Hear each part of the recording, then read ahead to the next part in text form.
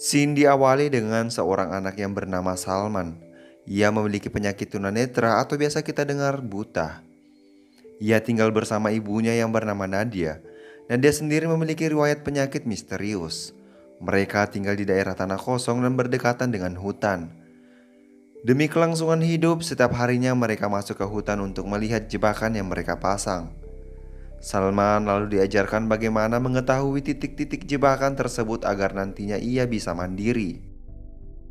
Terlihat tali yang terlilit di perut Salman dan itu adalah tali panjang yang terikat di kabin rumahnya sebagai pemandu agar ia tak tersesat saat memasuki hutan. Saat tiba di rumah, ia kembali diajarkan untuk menyembelih hewan-hewan hasil tangkapan mereka. Dan anehnya, setiap kali ia mendapatkan makan, ibunya menyuruh Salman untuk membagi separuh dari tangkapan mereka dengan hutan tersebut. Keesokan harinya mereka menuju sungai yang berada di dalam hutan tersebut. Nadia lalu menyuruh Salman untuk mencari cacing. Salman justru menemukan sebuah rantai yang tersangkut di sebuah pohon. Singkat cerita, saat malam hari tepat pada usia 4 tahun, Nadia memberikan sebuah kue ulang tahun kepada anak tercintanya. Nadia lalu mengungkapkan isi hatinya bahwa ia sangat menyayangi Salman. Saat Salman telah tertidur, Nadia memasukkan sebuah kaset di dalam radio rekaman. Ia lalu keluar dari rumah dan pergi meninggalkan Salman sendirian. Dan sejak saat itu Nadia tak pernah terlihat lagi. Singkat cerita, beberapa tahun kemudian saat Salman sudah beranjak dewasa dan ia mampu hidup mandiri tanpa didampingi oleh ibunya.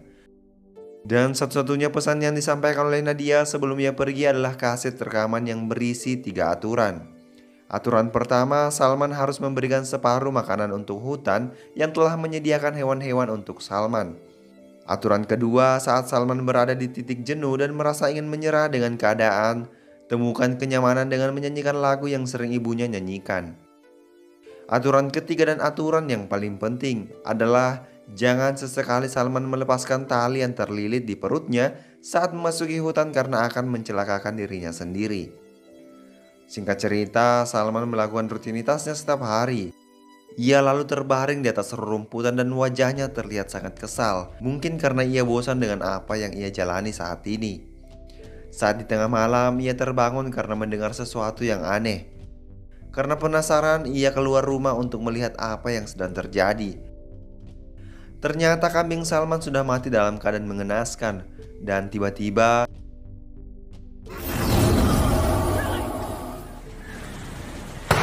singkat cerita, Salman dikagetkan kembali dengan suara tembakan. Tak lain dan tak bukan, itu adalah seorang pemburu hewan rusa. Saat ingin mendekat, Salman bergegas menodongkan pisau di hadapan pria yang bernama Heng. Heng lalu membujuk dan meyakinkan Salman bahwa dia adalah orang baik. Ia juga meminta izin kepada Salman untuk bisa menginap di rumahnya dan sebagai gantinya, Heng akan membuatkan makan malam dengan hasil tangkapannya.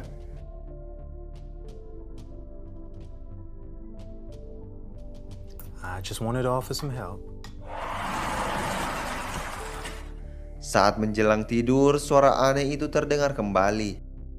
Heng terbangun dan menuju hutan dengan membawa senjata. Ia lalu menemukan beruang yang sudah mati dan tercabik-cabik. Heng tiba-tiba melihat sosok aneh di balik pepohonan dan melepaskan tembakan.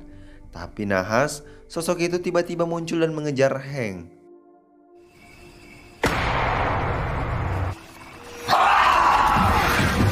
Untung saja ia bisa cepat-cepat keluar dari hutan tersebut.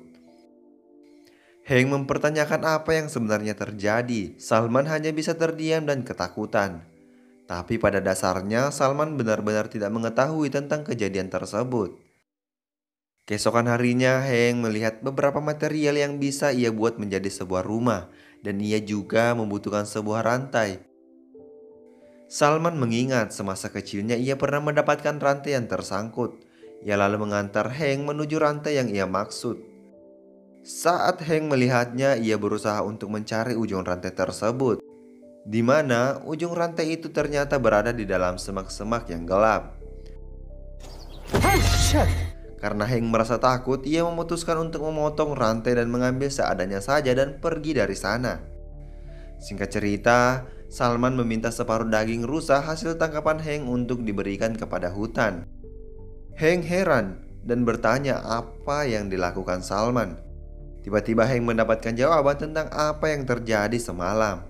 Hank berpikir bahwa semalam adalah sosok monster hutan, dan Hank lalu mengajak Salman untuk mencari tahu siapa yang selama ini memakan daging tersebut. Awalnya Salman menolak karena talinya tak sampai ke dalam hutan. Tapi Hank membantunya dengan menambahkan kain dan disambungkan dengan tali milik Salman. Tibalah mereka di dalam hutan. Tiba-tiba saja Salman terseret seolah-olah ada yang menarik tali pemandunya. Karena kejadian itu mereka lalu menurunkan niatnya. Saat malam hari, Salman terlihat sangat ketakutan atas kejadian tadi siang. Hank yang merasa bersalah berusaha untuk menghiburnya. Ia lalu mengambil jurnal milik Nadia yang berisi halaman-halaman tentang kenangan Salman dan Nadia semasa kecil dulu. Tapi di akhir halaman, Hank terkejut karena melihat gambaran rantai dan menyadari bahwa rantai yang Salman temukan ada hubungannya dengan gambar tersebut. Diam-diam, Hank masuk ke dalam hutan dengan membawa senjata. Hank ingin mencari tahu apa yang sebenarnya ada di dalam semak-semak tersebut. Terlihat tulang-tulang hewan yang berserakan. Tiba saat dimana ia sudah sampai di semak-semak itu, ia malah menemukan buku yang tertuliskan "Maafkan Aku" dan terdapat juga nama Lukas, yaitu nama ayah Salman. Singkat cerita, Salman terbangun dan mencari Hank yang tiba-tiba menghilang. Ia lalu memberanikan diri masuk ke hutan terlarang itu. Karena tali yang ada di pinggang Salman terbatas, ia memberanikan diri untuk melepaskannya dan mencari Hank. Namun, ternyata Hank sudah mati terbunuh dengan cakaran yang ada pada wajahnya. Tak lama kemudian, sosok misterius itu muncul dengan rantai yang terlilit di tubuhnya. Sosok itu ternyata adalah ibu Salman sendiri. Nadia lalu berniat menyerang Salman, tapi Salman lalu menyanyikan lagu yang sering ibunya nyanyikan. Nadia menyadari bahwa di hadapannya adalah anaknya. Ia lalu memeluknya. Tapi ternyata Salman malah membunuh ibunya sendiri. Film pun berakhir dengan Salman yang dapat melihat dikarenakan roh itu pindah ke tubuh Salman. Oke deh, di sini saya akan menyimpulkan menurut pemahaman saya, teman-teman.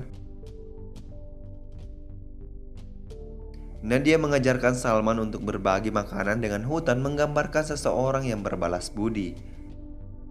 Kepergian Nadia dan merubah menjadi monster menggambarkan seseorang yang telah terkutuk dan menjadi jelmaan iblis. Saat Salman tiba-tiba terseret akibat tali yang ditambahkan oleh Hank menggambarkan sebuah teguran untuk tidak melangkah lebih jauh ke jalan yang menyesatkan. Salman yang saat itu memilih untuk melepaskan talinya menggambarkan bahwa seseorang harus siap menanggung risiko karena telah masuk ke dalam dunia yang berbeda. Saat kematian Nadia, roh itu berpindah ke tubuh Salman menggambarkan bahwa hal semacam itu biasanya terjadi karena turun-temurun. Dan bisa saja ayah Salman yang bernama Lukas dulunya adalah jelmaan iblis, karena terdapat namanya di buku jurnal yang ditemukan oleh Hank. Dan Nadia membunuhnya seperti halnya ia dibunuh oleh Salman. Bisa saja kan? Jika kalian memiliki argumen sendiri silahkan tulis di kolom komentar ya. Dan itu saja yang bisa saya sampaikan dan berikan. Maaf jika ada kata-kata yang kurang jelas, karena saya juga manusia biasa yang tak luput dari dosa. Sampai jumpa di video selanjutnya.